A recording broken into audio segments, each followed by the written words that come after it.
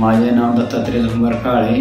माझ्या हातापायाला मुंग्या येत होत्या आणि चलताना तोल जात होता। त्यामुळे पारगाव सरांनी ऑपरेशन केले।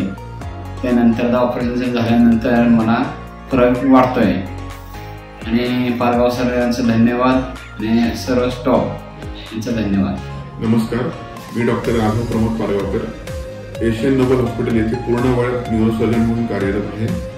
दत्तात्रय काळे हे पेशंट माझ्याकडे जेव्हा आले तेव्हा त्यांना बऱ्याच दिवसापासून चालताना तोल जाणे तसेच हातापायाची ताकद कमी होणे ही तक्रार होती।